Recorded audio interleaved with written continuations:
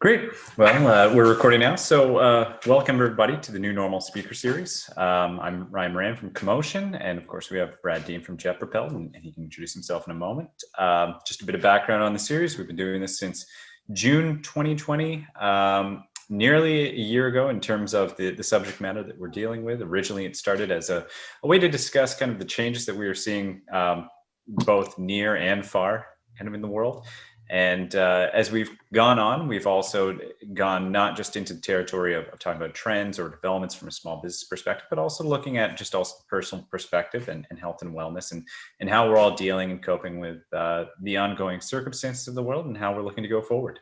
With that said, on to you, Brad. Awesome. Yes, as Ryan said, I am Brad Dean. I'm from Jet Propelled, and I am super excited today to introduce our friend Justin Barkie. Justin is a self-taught dancer choreographer who first started dancing at the tender age of 8 years old by copying, of course, the master Michael Jackson, and then Justin turned professional by the age of 14. God, what I was doing at 14 was nothing as cool as that. Justin's worked with talented people such as Justin Beiber, Karl Wolf, Nelly Furtado, Paula Abdul, Blake McGrath, Gloria Gaynor, MC Hammer, many other local Canadian talents, and his journey didn't stop there. Justin was also the co-choreographer of YTV's hit musical King of the Camp. In 2011, Justin was asked to be part of the 2015 Pan American Games and choreograph a hip-hop routine for the opening ceremony logo reveal, which is incredible. Oh my God. Justin is the owner of Kids, which is Kreative In Dance Styles, where students of all ages come and learn from the best in the city of Toronto in styles of dance such as hip hop, jazz, ballet, contemporary, tap, and so much more. Justin, thank you so much for joining us. Looking dapper. Man, it's that was quite the intro. I need to take you everywhere I go. Yeah, I'm in. Except the only problem is I look like a slouch next to you. Not even close. Not even close. Look at you. This morning, you got the pearly whites going. We all, it's all looking great. It's all looking great. Thank you, guys. Thank you for this time and energy and space. And I'm so happy to be here with you too. Thank you guys so much for that beautiful introduction. Oh man, we're excited to have you. Yeah. I think that like flying right out of the gates here. We as Ryan said, we started this off to talk about changes in the business world and what people were doing to like survive the pandemic, but not just survive, but thrive in the pandemic. And, we very soon after switched gears to focusing on mental health and mental health awareness. And the one thing right out of the gates that I want to get over to you is like, talk to us about how physical movement changes your mood and improves your outlook. Good question. I can say without a shadow of a doubt, being, it's a two-part. Being like stagnant and not moving around. Like I have a 2-year-old son and he keeps me busy and I'm running around and my wife and I are chasing after him. So that in itself is like movement, right?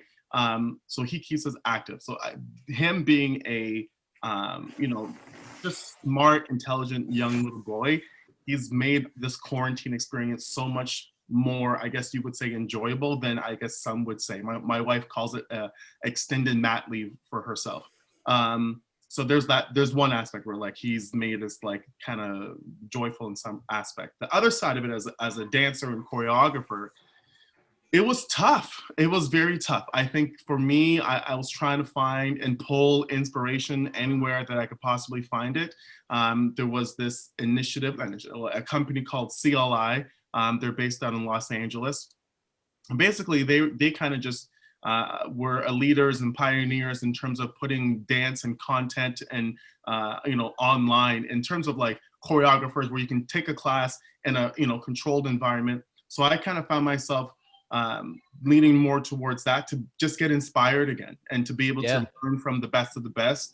I'm not saying we don't have that here in the city of Toronto, but I do know that knowing that you are learning from people who've worked with the artists that we all look up to and listen to while we're walking or driving in our car, it was good to be like, oh yeah, I get to take class with so-and-so. And it was, that was like a reason to like, something to look forward to at 1:30 or 3 o'clock. So that was that was definitely something for me, just trying to find that inspiration, because then that would then trickle and then translate to my students that we were still having, you know, online. So that was definitely one of those things where it was just trying to find these inspirations, and I think I found that through that company called CLI. Yeah, that's amazing. Yeah. We were just having a conversation with our friend Lo, and she was talking about self-care and how important it is to put the proverbial mask on yourself first, you know, before you help other people. And you just hit on it as well. Like that trickle down and trickle through is so critical. You know, if you're not putting in the effort to try and inspire yourself, then you're not going to be there to inspire other people. So Yeah. I love that approach. Yeah. What was the organization? CIL? CLI. Yeah. CLI. Sorry. People call me the Canadian Twitch. So if you're familiar with Ellen and her TV show, like Twitch is like her DJ, and like, I wouldn't call him like a co-host, but he's filled in for Ellen a bunch of times. So I guess because I wear the top hat a lot, people associate me as like, oh, like we need this guy who can like dance and be able to MC. Oh, get the Canadian Twitch guy. So that kind of comes into my thing. Which is why I say Twitch is because him and his wife, they started that program called CLI with 2 other people, and then they got like I think he was the owner of Universal. You obviously need to get the rights to clear all that music that you're trying to teach to. It's not an easy game whatsoever. I'm pretty sure it's pretty expensive to get those licensing fees cleared. Those guys started, and they've been doing it for about maybe 5 years now, because if you were to go back and look at the earlier catalog, like the setup they had was like in a brick studio. It was no big budget to where they are now, where it's like multi-cameras, and they kind of put some money behind it. And I'm like, for me personally, I try to get my other business partners involved. I'm like, hey guys, like try it out. Like I think you guys would enjoy it. But you know, people just were like, that wasn't for me. But for me, I thoroughly found the joy of it, because I was able to just, you know, find inspiration and get motivated again. And also the weather helped as well too. It was like around April, May, so I was able to dance outside compared to, you know, with the winter time. It's sometimes that even trickles to our students, like they don't feel motivated, and now they're like, oh, it's the winter, I don't feel like I want to dance. So it was I got it at the right exact time. Yeah. Right. But I feel like if you're in that headspace where you don't want to dance, or you don't want to move, or you know, whatever it is, that's when you need to do it the most. Exactly. Yeah. You know? Yeah. So they've been doing that for 5 years now? That company, yeah. So I think, again, I don't know another company that was like it. I think there's another company called Steezy, which is more, I guess, like the street dance, and trying to go attack them. And I think people who were going towards that, it wasn't like a Zoom. They kind of put like some money behind it, whether it be Vimeo. I think that was their main platform they were using to be able to integrate into their software. And like, it was really great. I could do it on my phone, I can do it on my laptop. And it was pretty reasonably priced. It was like $100 for the whole month. But I was like, listen, I can take any classes I want. And the catalog and the library they have and it's not just like hip hop, it's hip hop, jazz, it's street dance, it's house. There's a whole bunch of different things that you can do. You can train in terms of like, you know, training your body. You can do stretching, different things they have. So I found it really, I'm not the most flexible person in the world concerning I'm a dancer. So it was good to like learn how to like stretch more properly, because God knows I need it. That's probably great for a lot of people to hear too, because I'm sure there are a lot of people that are hesitant to do something like dancing or whatever physical activity it is, and they're hesitant to do it because they're like, oh, I'm out of shape, or I'm you know, not very flexible or whatever, you know. But you know, to come from somebody who's you know, been a professional for the majority of their life, to say like, you know, actually I'm not that flexible, but I still keep on trucking. I do my thing. I think that's important for a lot of people to hear, you know? Yeah. Thank you. Well, you know, dance was just one of those things that I found.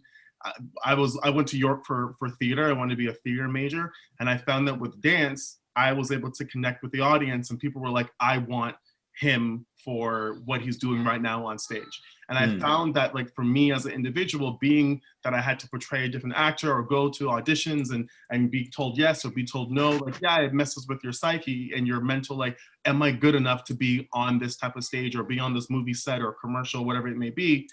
Now with dance, when you saw me dance, you were like, okay, I want him right now to be in my crew or my next piece that I had. And I found that be more and more encouraging for me. And I was like, wow, I'm really finding a reward by doing that. And I said, I'm just going to try this full steam. And that was where I kind of, again, to that point of me being like a 14, 15-year-old, be like, I'm really going to do this and go for it. So it kind of, it worked out. Again, my whole life I've taught dance. I've tried the corporate life and stuff like that. And when I say corporate, like I worked at Pickle Barrel and like Pizza Hut, and like Loblaws was the last job that I had. And I was like the guy like in the photo booth taking pictures of kids and whatnot, making them laugh. So I was like, all right, I guess my training's going to work here, getting this 8-year-old to smile. And then from there, dance kind of just took over the rest of my life. So I've been really, really, really blessed. Oh, that's great. That's incredible. Yeah. I wonder, I mean, we kind of talked a bit about sort of the industry in the past year and things you've been up to. I mean, dance itself is a very expressive and outward form of expression, I suppose. How have you felt in terms of like the past year where, I mean, the past year has been very closed, in a word, essentially. Have you felt that sort of personal impact upon you or upon what you do? And that's a very loaded question. Yeah. This year, if we're diving deep, gentlemen, let's go. Oh, we go deep. Oh, we're jumping in. Yeah. Yeah. This year, and I'll tell you, this year, especially from since March. Yeah, March was locked down last year. I think with having the pandemic, draw out the way that it has, it affecting our business the way that it has. I think the social injustices that we've seen, that we've experienced, when that whole George Floyd thing went down and the plethora of different things that we saw play out in front of our very own eyes, changed a lot of different things for me. It made me feel a lot of different ways that I've expressed it. And it was a very trying time. It took me like maybe 3 weeks before I could feel like, all right, like, I guess I gotta pull my socks up and get it together. It was a very trying time. I tried to put myself in situations like dance for myself to be inspired and to not drag this heavy load around. But I felt challenged. I felt pushed a lot. So much. I was actually being able to be a part of this. I didn't mention it earlier, but I was a part of this project called Historians, and it was a spoken word done by a gentleman, Keil McKenzie. He put it on his Instagram, and it was his point of view of what was kind of going on at the time that we have in this world. He got people to put their energy behind it, from the crew and whatnot, and then he reached out to me and 4 other different dancers and choreographers, and we put our dance expressions to his words, and he put it together. It came out phenomenally. It was something we didn't think it was ever going to like have this much legs. And for the whole month of February, it was a part of, it was covered on CBC, The National. It won two awards. It won at the Vancouver Film Festival. It won at the Cannes World Festival. To me, it was one of these things where I was like, okay, I was happy to be a part of it. And when we were winning all these awards, it was like, great. But then it was like, someone had to die in order for us to make this project happen. So it was like this catch-22, which kind of threw us for a loop. But this whole pandemic and this whole time has been really eye-opening to a lot of things about who I am, what I'm comfortable in, the skin that I'm in, and also to be, strong enough to lead, the people that I carry with me. So it was a very challenging time, indeed, for sure. Yeah. So being that that was an incredibly challenging time, and it has been incredible challenging time for people for fucking decades, for hundreds of years, can you speak a little bit to, when Trump was elected as a president, the first thing that went through my head was shit. The very next thing that probably went through a lot of people's heads, the very next thing that went through my head was, maybe this is going to be the catalyst for the pendulum to swing the other way. And then immediately after, there was the Women's March, and I went, yep, hell yeah, it's coming. And then things like Breonna Taylor and George Floyd happened, and you go, fuck. And then you see people come out in droves, and you're like, this is going to be the catalyst. And hopefully this isn't like, hopefully this isn't a 5-minute hashtag warrior episode. And like a year from now, 5 years from now, 10 years from now, 50 years from now, you know, we will be experiencing the progress that is a result from this. Can you talk a little bit about any lasting progress that you've seen? You know, I think the sour taste in everyone's mouth came in January with the March on the Capitol. And I think that when you look at everything that Trump has done in his presidency, you were like, okay, all right, just kind of, for me, I try to just turn off the news because I'm like, what is he going to tell me that I'm going to truly get enlightened by? And again, like people who are Trump supporters, and I know a lot of them, they're like, well, yeah, you know, he's not a politician. He's a businessman. And he's going to run the country in the right way because he knows how to, you know, make money. And I'm like, oh, okay, like just live your life, sure, fine. But when you really take back and look back, at what the things that he was putting out there and perpetuating and getting people riled up. You know, Dave Chappelle, if you haven't seen it, he put out a beautiful, you know, a couple minute stand up of what his take was. And man, I'm happy that you cussed because I was like, can I swear on here? Yeah, man. And please do. And I think with Dave Chappelle, that's like the Confederate. The Confederation couldn't get the Confederate flag on Capitol Hill. You fucking went pretty far. And if you think you didn't went far, you really did go far. And I think the treatment that people saw, like that couldn't have happened. And it sounds weird to say this, but it's the truth. That wouldn't have happened if it was 100,000 Black people. That would have been 100%. Way. And I think when people were realizing like, wow, this is a real problem that we have. And I got into it with people on Facebook, and I had to block people on Facebook, not because like everyone is entitled to their own opinion. Let me just make that critical clear. I have no problem with your state of opinion. My issue is if you are agreeing with the sense of like, well, and I feel so bad. I just forgot the brother's name that passed away in Atlanta at the Wendy's. They were like, oh, he shouldn't have ran away. He wasn't even armed. Shots to the chest was the most. That was able to suffice him dying. Well, he should have known better. Well, he was, you know, he went to jail before.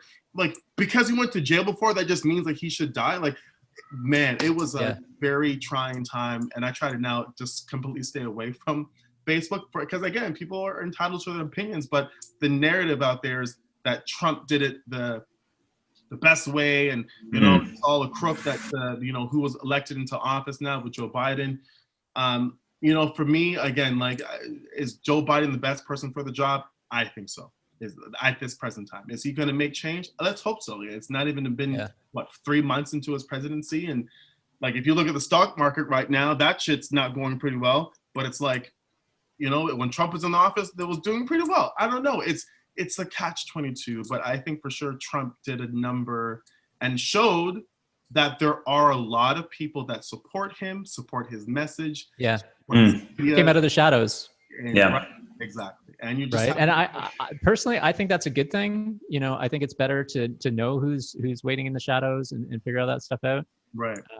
But one thing I wanted to ask you is, so we've obviously got the people who are in the shadows. We've got the people who are, you know, I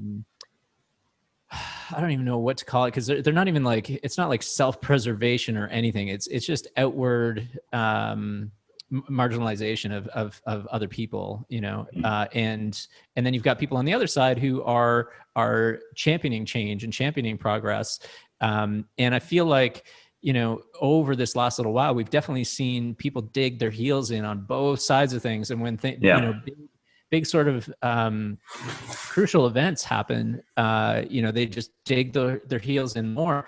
My question to you is from your vantage point, from your perspective, do you think that you've seen anybody from that sort of benign middle?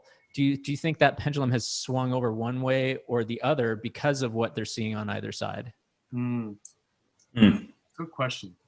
Like you're not going to take a lifelong progressive liberal person and all of a sudden they're going to be racist tomorrow, and vice versa. You're not going to take somebody from the deep south who grew up with their grandfather in the KKK or whatever. They're not just all of a sudden. Although that I have seen that happen. There was that that guy who went around befriending KKK leaders, and he would take their robes and like all this other kind of stuff, and they were just like, yeah, I don't want it anymore. And so people can flip that. There is the possibility for extreme change, but it's that middle of the road person who might not think that an off comment is bad or is persecuting someone or something like that, all the way to the other side. Do you see any of that middle ground shifting in the right direction at all? I'm going to hope so. And I think that people are doing the work on themselves silently. And when I say that, I mean, same people who were up in their panties when all these things were happening, these social injustices were happening, he should have known better and da-da-da-da-da. They were hella quiet when that march on Capitol happened in January. They didn't say shit on their Facebook. They weren't like, well, they should have known better. Nothing. I didn't hear a single peep. And I posted, I said, a lot of you people who were up in Annie's a couple months ago are saying nothing right now. And it's very telling. It was very telling. They didn't want to say anything because they knew. And I'm not trying to point it on like the color of the skin, but their idea was just for like, oh, I'm just not going to say anything about it. But that's the problem. Yeah. You wanted to say something earlier, but now you want to stay quiet. So to answer your question, I hope that they are doing the work internally, and I hope that they are doing it where they're not just showing it on social media. Because you put it on social media, it doesn't mean that it really exists. And I hope everyone knows that. Just because someone posts, oh, he has like, he has a yacht and 15 girls in the picture, it's not real. Unless you're Floyd Mayweather, then like it's not really real. Okay? Yeah. But I think that you have to take it for a grain of salt and understand that people need to do the self-work behind the scenes in their daily life, not when they just feel like they, what they call Twitter fingers and they want to go about it. It's the work is done internally, and that's where you kind of see the real self-realization. Like, well, yeah, I see what is happening in front of my eyes, and I can be a part of the change. So I'm hoping so, man. I'm really hoping so. That's a good question. I'm thinking like the one thing that always struck me about sort of the past 4 years was that, I mean, I was in university in the Bush era. Mm-hmm. So especially, I mean, being relatively left to begin with and being in university at that time, you're definitely kind of within an activist sort of community and culture. Mm-hmm. So you see that the way people reacted to the Bush era, and you think, as Obama comes in, you're like, oh, wow, okay, so that really almost what you were touching on earlier, Brad, of that, like it's pushed it this way. Mm-hmm. We're finally going to see a resolution and solutions and actual turnover of kind of what we've been seeing. And to an extent we did, but then obviously with Trump and the oh shit, like it really swung back. The thing that I wonder though, to now is, I mean, back in those days, and especially where Obama came in and the Great Recession and the rise of, say, like the Tea Party movement, the Tea Party almost looks sane, like by comparison now. Like at the time, it was like, oh, it's, they don't want taxes. So there's certainly extremist views, but they don't want taxes. They want government insight. These are all the traditional sort of conservative talking points. Mm-hmm. And it's the idea of, I think it was Jon Stewart back during the Bush era had said something like, extremists run the country because moderates have shit to do. Mm. And what I've been kind of hoping is that what you've seen in the recent era is that at that time, extremists, there was a different definition of it. And it was a bit more like, it was the Tea Party, which seemed like there were maybe some rational requests at some points in time. Now it keeps getting pushed to the fringes and fringes and fringes, where you look at the news, you look at what the Republicans are supporting, and you're like, that's fucking crazy. I can't believe like that's where we're at now. And you wonder if that moderate middle, that in-betweener, that rational group has actually expanded to the point where it may be silent in terms of media, but in terms of choice and the direction that it takes from a voting standpoint, it's powerful now. And you do kind of maybe get that inkling from the idea that people say the Republicans are virtually unelectable now, given the stances that they take. And aside from manipulating things from maybe a policy standpoint, you won't see them get in the same way. They actually have to kind of put in place barriers to voting to actually be electable at this point. So I don't know. Do you feel that maybe there is a push to an extreme, but with the hope that that moderate has sort of increased kind of in the in-between? Or is that? No, it's interesting because it's like, I forgot the politician name. He was a Republican when Trump was getting impeached for the second time. Right. And when Nancy Pelosi was like, she called him out and she was like, you voted no. And then you came out like the next hour and was like, well, Trump really did incite. That was Mitch McConnell. Yeah, Mitch McConnell, like, that's it. Yeah. Like, we want, like, what else do you want us to do? Like, you guys know better, but you're not going to do it because you want to look right in front of your party. You want to look right. It's like you want to get reelected, whatever the hell it is. Is it Victor Cruz his name, the other Republican? Oh, Ted Cruz. Ted Cruz, yeah. Victor Cruz, he's a football player. Sorry. Ted Cruz, like, it's like, man, these guys, he got called up for not, traveling during when Houston was having that problem. And like, or it's not that problem. It's still ongoing, at this very moment. So it's just like, people just want to look good for the masses. But when you want to be an ethical and smart person, you're like, man, like, you like when you see the stuff happen in front of your eyes, like, you're just, for me, I'm just scratching my head. I'm like, how on earth is this possible? And no one is saying anything. If you know what's right, then do what's right. But they don't want to do what's right because it's going to affect their pockets, or they're going to affect their other friends' pockets. And it's like, you leave us out here in the dust. But when I think what has happened with TikTok, and especially when these riots were happening and people are like, oh, they're inciting riots, but like when you I think one of the things why Trump wanted to ban TikTok was because they were showing on TikTok, and I don't have TikTok personally, but my friends do, and they were sending me the clips of people who were actually doing all the looting, or like cracking the glass to get people inside, or paying people to go, hey, you go grab me something, was like white people. And they were just like, but the news is like, well, these people, they should have rather. And it's the depiction was just like, wow. And you just want people to just do right. And I think that's the most important thing. And like, when you have these parties who all have their own agendas, which is clearly as we see, again, I don't live in America, and I could only imagine for my family and friends who do live there. I pray for them, because I'm like, how do you guys stay sane? And like Justin, we drink a lot, and we try to like help talk to our family and try to keep sane, because I can't imagine living in that chaos. I really can't imagine. Yeah. Well, and that's my hope too. I mean, touching on the Mitch McConnell point too, which, I mean, we go for quite a while on him.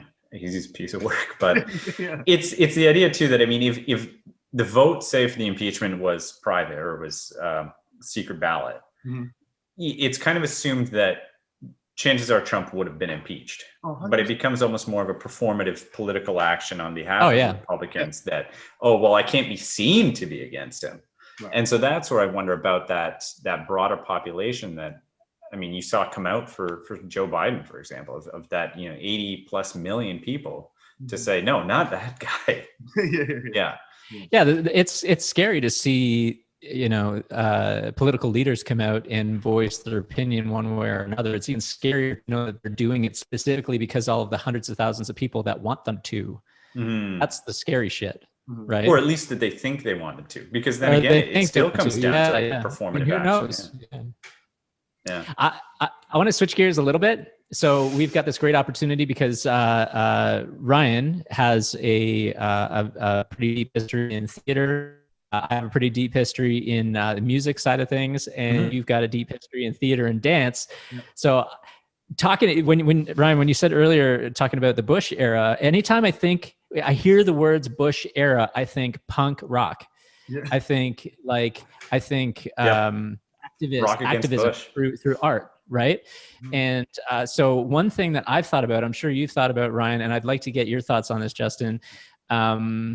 where the hell is all the crazy rebellious art, you know, in music? Is it in dance? Mhm. Dance world, maybe I'm not seeing it, and that's where it is. But when I look at the music industry, like, you know, when I was a kid, it was Rage Against the Machine, you know, and then like, you know, back in the day, it was like Black Flag and like Propaganda and like all these bands or whatever. It's like, where is the artistic rebellion right now? Is it there? Is it? Am I too old? Am I not seeing it? Good question. I think it was YG that had a song called "Fuck Trump," and then you have Mac Miller had a song about Trump. I think that now it's, well, no, Mac Miller's song was before Trump was in office. Let's be clear. YG's song was definitely like on the cusp of Trump running. I think that right now the rebellion in music is, to your point, you're right. It's not real there. It's not really there anymore, unfortunately. Yeah. Especially when it comes to, if I dare say, hip hop artists, or, you know, in that realm. And I love all genres of music, and all those bands you mentioned, I listen to. Sorry, I get that word up. Yeah. But I think people look to the, you know, not say the greats, but they look at, you know, the leaders at that. Are they going to be speaking about it? Because they're the ones that have the platform, right? I think, you know, people look at Drake, you know, being from Canada, they're like, well, is Drake going to talk about it? Probably not, because he's not American. But when there was a shooting in Toronto at an event that Drake was at, he did speak about it in one of his songs, because it was in the news, and people were like, well, we need you to talk about that, because maybe you can calm down the situation. There's a lot of gun violence in the city of Toronto. But if you're talking in the stateside, if you're looking at, you know, someone like a Jay-Z, well, Jay-Z speak about it. I think we all saw what happened with Kanye West when he made Bush Doesn't Care About Black People. It didn't really work for him, right? And I think there was a plethora of things that were working against Kanye West at that present time. But rebellion in music, no, I don't really see it. When it comes to dance, I'm sure there is. Like, I am not denouncing that. I'm pretty sure there's a lot of people who express their frustrations with, whether it be, again, administration, whether it be just social injustice, or, you know, just seeing what's out on social media, because they may not agree what's always out there all the time. I do think it's out there. I've seen some. It's not in the forefront in your face, because it's not what sells. Yeah. You know, people want to have what's going to probably sell. Rage Against the Machine they're like, you know, man, I could only imagine seeing those guys live. I could only imagine feeling that energy in the room. And I think that's... I had tickets. Really? Okay, so this is the second, quick side story. This is the second Rage show that I missed. I was a huge Rage fan, grew up with Rage. That's how I learned how to play guitar. I learned how to play the first Rage record front to back. And I never got to see them when I was a kid. I'd seen the Beastie Boys before, and I was going to see them a second time with Rage Against the Machine. And then Mike D broke his arm, and they canceled the show. And I was like, man, I've already seen Beasties. It's okay. Just like Rage come through. Right. And they never played. And I was so disappointed. And then they had this reunion tour where it was like, I don't know, $10,000 in your firstborn child for a ticket. And I got tickets for that. And then my friends were going to come out and everything. And then pandemic happened. It's like, damn. Damn. I'm sorry that you had to go through that. And it was horrible. It was a horrible I know, right? Everybody feel bad for me. I've heard it's just awful. Yeah. It hurts just talking about it. I'm trying to hold back the tears. But you know what? God. It's funny when I think of sometimes with rebellious music. Sorry, those bands do speak to me very prevalently, 100%. And I also think that Kanye West had an album called Yeezus, really, and that's a great record. And it was just like some of the cuts on there, like New Slaves, and he said it with his interview. Oh my God, what's the gentleman's name from Apple Music with the glasses? Oh, Steve Jobs. No. The other, he does. Apple Music, sorry. Oh, what's his name? Oh, that's the CEO at Apple. No, it was. Is it Tim? No, not Tim Cook. He's not like the tech side. He's like, he does a lot of their music side of Apple Music, and he does a lot of their interviews. Zane Lowe. Okay. So he did an interview with Zane Lowe, and they were talking about Yeezus when it was out, and he was saying, you know, this album is a #1 album except for Y'all Motherfuckers Can't Control Me. And like talking about that one word, he's going against the grain. And I think it's some of his greatest work. It was very groundbreaking. It was like, it was art within itself. Yeah, oh yeah. Like the singles that we were used to off College Dropout and Graduation and Late Registration. But when you push the envelope and you push the needle, and when you're a Kanye West, people are either going to gravitate towards it, or they're going to be like, is this like a dope beat behind it that I can jump and kind of go crazy to, right? Yeah. Or compared to the actual lyrical content that you're talking about. You know, Kanye West is not a Bob Dylan, and he's not going to give you like, you know, thought-provoking type of, you know, conversation. But I think, and be able to like, you know, folk sing it and like make it real, like clear across the board. When Kanye's like getting all these words in and at a certain space, and you're like, wow, like, did I really take? You have to go back, read the lyrics, and I think it's the approach and the delivery of the content coming towards me. Can I gravitate it? Can I, you know, put it in my head and download it and be able to let it sit well within my brain?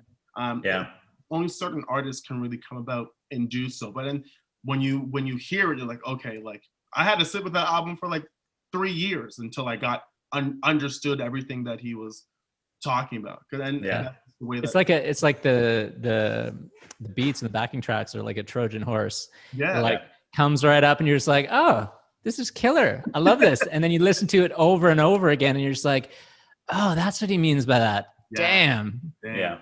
Yeah. Well, I wonder with that original question of sort of like where's the reaction to Trump in maybe the past few years, or where was that rather? I wonder if there was maybe the opposite problem of, say, the Bush years. Like when you look at the reaction of Bush years, it's because the administration was actually doing active things, like whether it was the invasion of Iraq or failure with Katrina. Whereas, well, I guess the failure with Katrina being absence, but with Trump in that administration, I mean, I think you're also challenged to answer the question, what did you do? Like it was like a permeation of an ideology versus a like swift decision of going to war or swift decision of doing one thing or the other. It was this trickling effect of like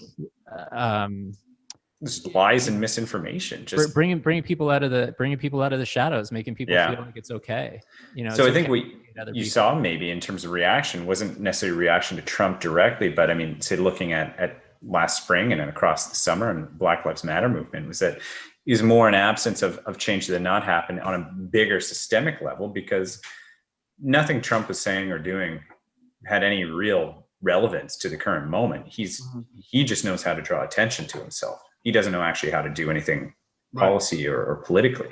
Right. Yeah. It's also about like, you know, when you have this, you know, satire comedy, you have like your SNL, and they're able to like pull and bring Alec Baldwin in and beat Trump for God knows how long. That was a role for him. But it's like, if you think about, you know, I don't know who portrayed Bush. Wasn't Dana Carvey was Bush? Oh, he was Bush Senior. He was Bush Senior, yeah. And then I think Will Ferrell did. Yeah. You know, like I think the narrative is like, if you look at let's say a band of System of a Down, right? Mm-hmm. Their message and during that Bush administration, like the imagery they would show with like bombings and everything like that, like it was very forefront. And I guess people also watched music videos at that time during that administration. Mm-hmm. People don't watch music videos anymore. Oh, look at MTV. Yeah. That's MTV. Like, how long has it been since MTV has had fucking music videos?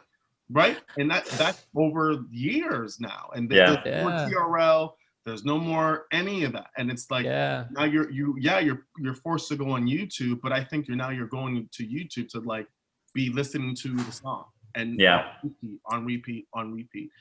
Or you're finding out about the song, and are you thinking about music videos? Do they have the same impact anymore? Absolutely not.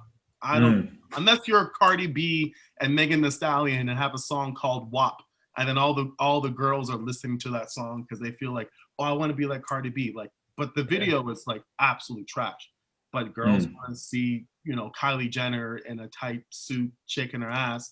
but it's like it's not the same caliber of the content is definitely not the same being put out anymore when it comes to music videos. So I think that also could help as well too, of the message, like where you're getting the message. Because I think if you're MTV, like, or Much Music even here in Canada, like you got to put these songs out because the band is hot and the single's rising on the chart, so you got to put it out there. Like now you're forced to it's the business. It's the machine behind it, right? Yeah, it's the machine behind it, 110%. So I think that could also be a factor in it as well too. Like if you're a late night show, if you're Jimmy Fallon, or if you're the Daily Show or whatever, like that's great material. Everything that's happening right in front of your eyes, it's all great material.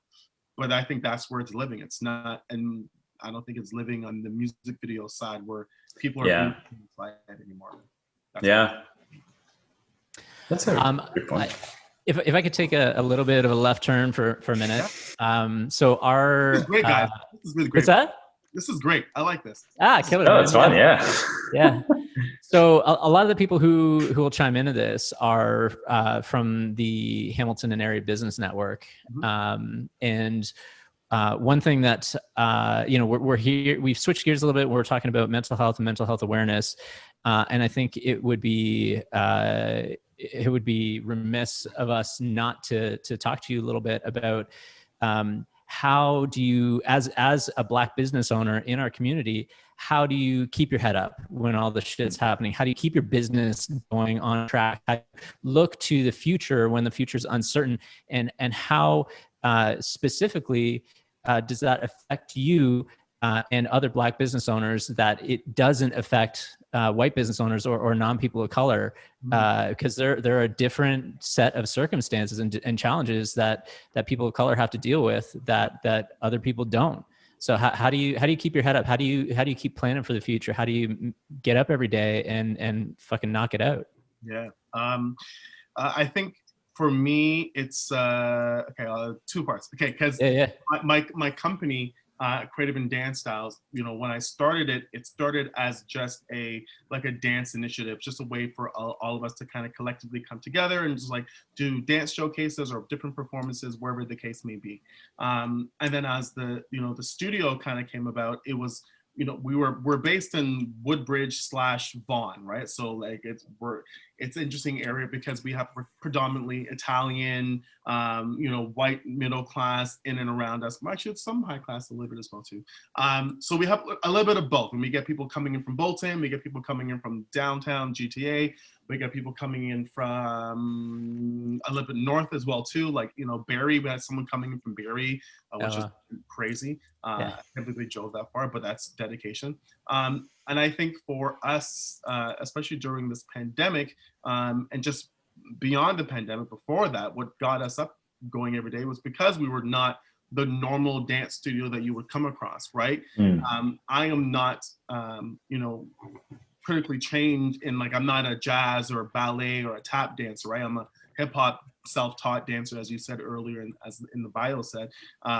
So for me to be involved with my business partners who do come from that background, from the studio background, and they have like the competitions and stuff like that, things I didn't grow up with, it was important for me to have them involved in the process because it allowed me to be knowledgeable in things that I'm not knowledgeable in. And, for me, I wanted to surround myself with people that were better than me to make the business grow.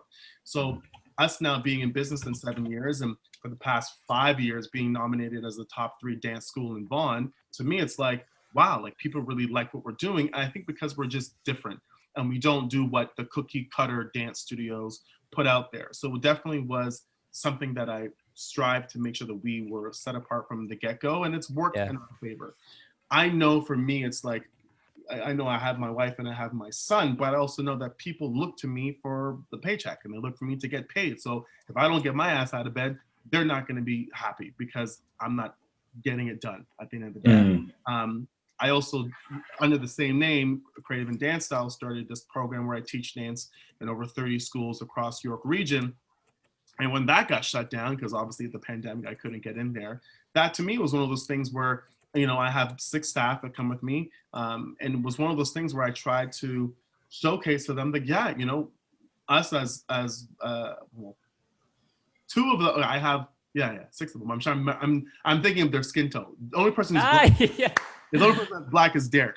And we went to schools in Markham in a predominantly, Asian demographic, and the kids would look at us like, well, you can't be like, I'm not lying to you. This is exactly what happened in a grade 4 class.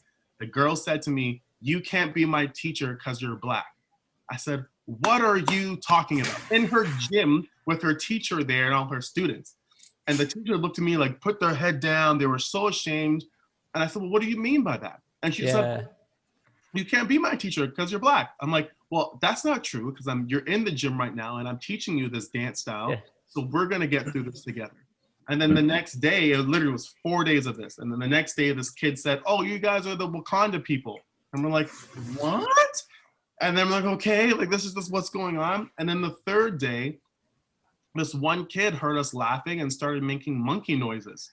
And that was what set off Derek. And he was just like, I'm drawing a line here. Yeah. Wow. He got there's like, unintentioned, lack of education or understanding of something, and then there's like, you're purposefully being a fucking asshole. Like, there is a very important line there, Well, we had to make this decision, like, what are we going to stay at the school or are we going to leave? And I said, no, we're going to stay here and we're going to prove a point that people of color can be leaders. But the thing is, the vice principal was a female, she was white. The principal was a female who was white. All the teachers were white. There was no representation at all. The custodian, he was a white guy. There was no black people in that school in any way, shape, or form. And it was like, but the school just didn't know any better. And then the vice principal was like, I want to tell you something. I'm a VP at two other schools, and I'm trying to bring diversity to this one school because they don't see people of color obviously high authority way. So it's like, I'm so sorry. Like, she brought the kids' parents in, the kid had to write a letter, like he got sent home that day because it was really devastating for the school and the representation of like, this is who we are about. So for us, and the reason why I get up out of bed to answer your question is because I know there's things like that out there that we need to reach. And my program has literally started from one school and then 1 to 2 and then 2 to 4, and it just kept growing and growing, where the board itself has, York Region Board of Education, has allowed me to be a part of their initiative to teach dance all across their schools. And they appreciate me. I've been able to host and produce the York Region Dance Competition for over 6 years now. And they really see that there's value in what I do. And I couldn't be in a better position. And I know that we're all trying to pivot and navigate through this pandemic. And I've been working with the board, hand on hand to make some type of change. And we're looking for better days ahead. But I just know that there's more work to be done. And I think even at the dance studio, there's still more work to be done. Like, we do have a wide range of people that are teachers, and people see them and like, oh, like they really gravitate to them because they're really good. And that's what's important. Like, you obviously have to show up and prove your talent to say like, I'm going to be a leader in this space that I'm in right now. But I couldn't be in a better position because I just know there's so much more work to be done. And I'm someone who likes to get the work done no matter what. So that's why I get up every day. Get to work.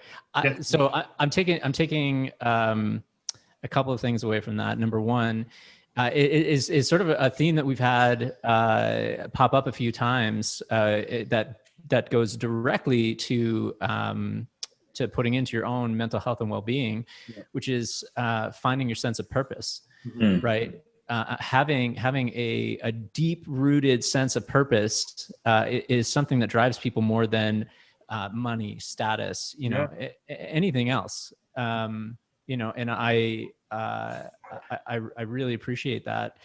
And totally forgot what the second thing is, and I'm calling myself out on it. Oh, good. But I get on this train, and I'm just like, man, I'm so into what it is that you're saying right now, and I'm on that train. I'm like, I got to remember that, and then I put it away, and then I'm like, oh man, yeah, and that, and then I'm like, oh, I got to put that away, and then I'm just like, no, man, I'm in it, I'm listening. It's I'm reading you loud and clear. The other thing that I think is there we go, is that I think is really incredible, is not letting other people's actions or behaviors define you, unless it's defining you in a positive way. Yeah. You know, the fact that you showed extreme patience and balance in a time where, you know, it's very easy to lose yourself, you know, in that kind of a moment. Very easy, justifiably, to lose yourself in that moment. Right. But then to have that story in your back pocket and have that experience in your back pocket, like me from the outside in, just looking at you and hearing that story, like as I hear these stories from you and everything, I'm just like looking at your shoulders, and I'm just like character. And each time something comes up, I'm like, man, this guy, like, holy shit, this guy, you know, like, and it's all things that, you know, you are turning this around, the situation around, where somebody is, you know, trying to tear you down or say something negative or impact you in a negative way or whatever. And you're like, nah, man, this is my opportunity to show my true character and to exercise that. Just like you were at the gym lifting weights, right? I think that's a beautiful thing, man. Yeah, no, that's incredible. It's interesting because I think being, especially in that space as a dance studio owner, there's not a lot of Black studio owners that I know around me, right? And it's I think either it's like a generational thing, like a studio like Vlad's that's been around for like years. It's just like handed down, or it stays within the family. Yeah. When you come into the space, you just want to be accepted, right? I think that's the most important thing. You know, I'm not in a business where, you know, it's very much like turnkey. You know, like I'm not getting a product. I'm not trying to sell like glasses or something. You know what I'm saying? Like I buy the product, I receive it, and then it's like it's out there, and I try to put it out there. No, it's like I have to allow my talent, and I have to allow my words and how I articulate myself and how my demeanor, how I carry myself, translate to a parent to be like, I'm going to trust my kid with you and your staff, to be like, you have them for that hour or that 30 minutes or that 45 minutes, and I'm not going to worry about it. And I think when you have the clientele, you know, continue to maintain and grow, it's I don't see it because I'm so busy into the work, but people around you are like, do you not see what you're doing? Like, you are doing a lot of great work here, and people actually love you and they appreciate you. I guess I'm so knee deep in it. I'm or thinking of the next dance that I'm not even seeing all that, but I feel it though. And I think for, you know, for the parents and the staff, you know, and especially the kids, you know, I appreciate them more and more every single day, because again, they don't have to. I know friends who had their studio closed in Montreal, had their studio closed in Los Angeles, because their parents were like, I'm not sending my kid online or to maintain them to be online. And we could have closed. Our doors could have completely closed. My business that I signed up for was for 4 walls and for mirrors. That business does not exist anymore. It doesn't, right? It's now a laptop that we're on, and it's like I can move that laptop over here and still be connected with you. So the business model has completely changed. But I know that it's the connection and the people that we've connected with to be like, I trust them to maintain that same type of business model, whether it be in a studio, whether it be online, and it's still going to be somewhat the same. So it's been very interesting.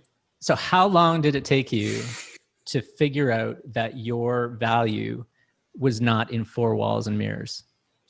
It took me, I would say,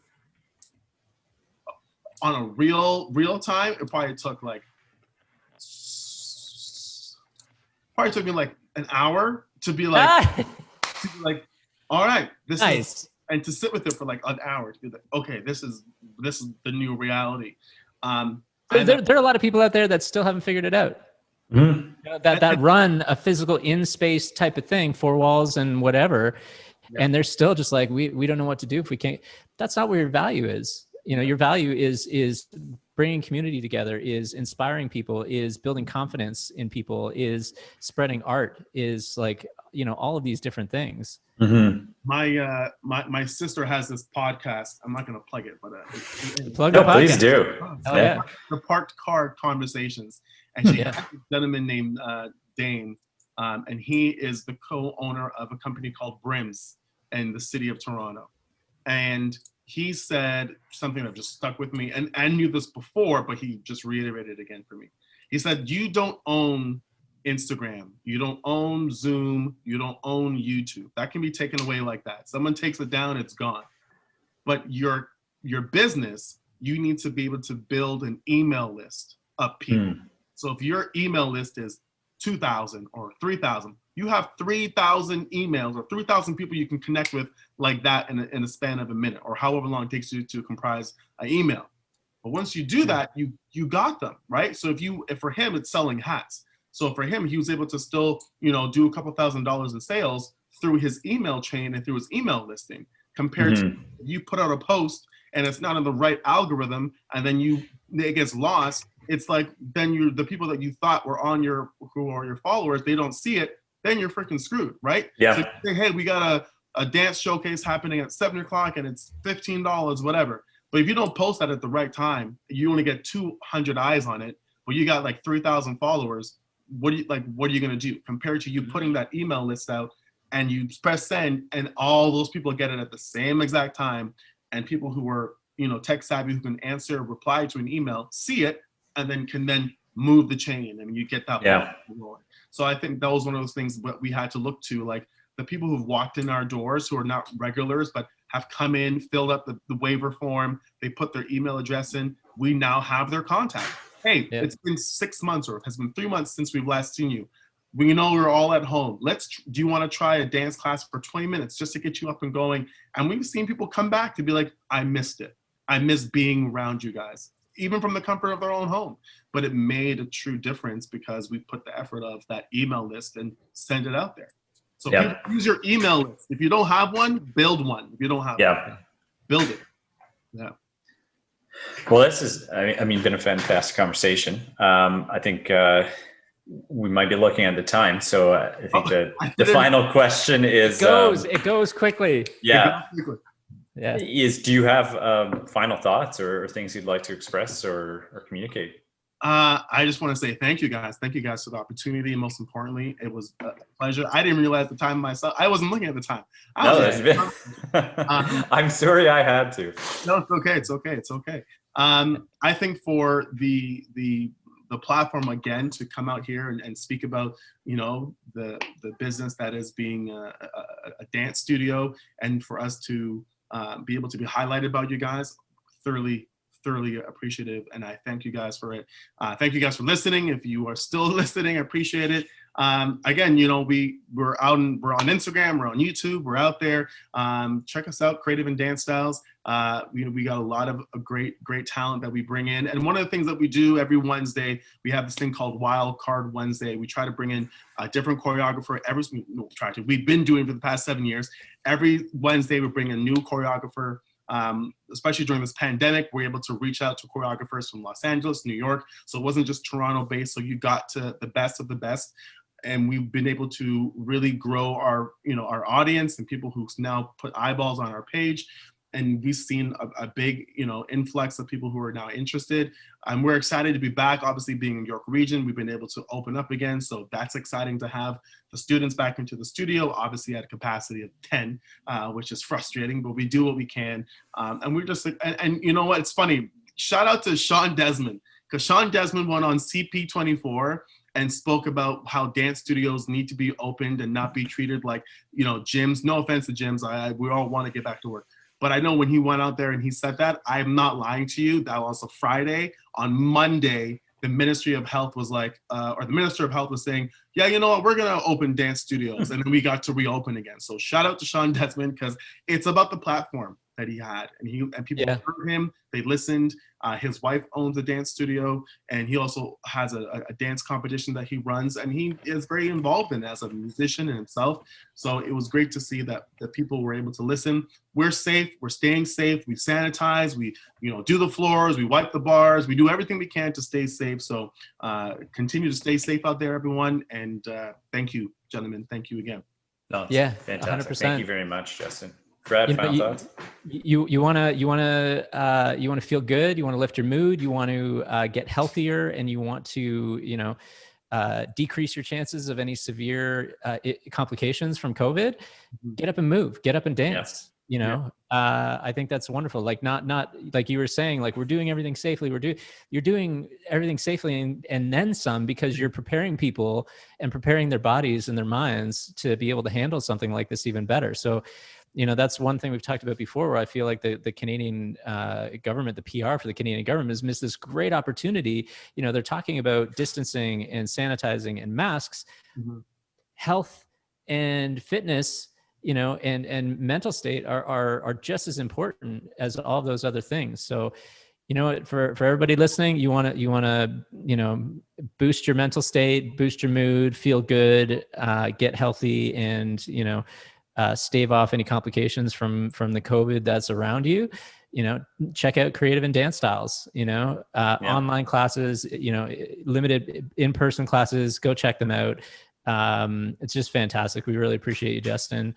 And we look forward to seeing you on Insta for our takeover soon. I was supposed to get back to you and I missed it, but I'll send you a message right after this, and we'll hook it up. Okay. Good. Thanks, Brian. Thanks very much, Justin. I appreciate you. Conversation today. Bye, guys. Bye. Bye. Cheers.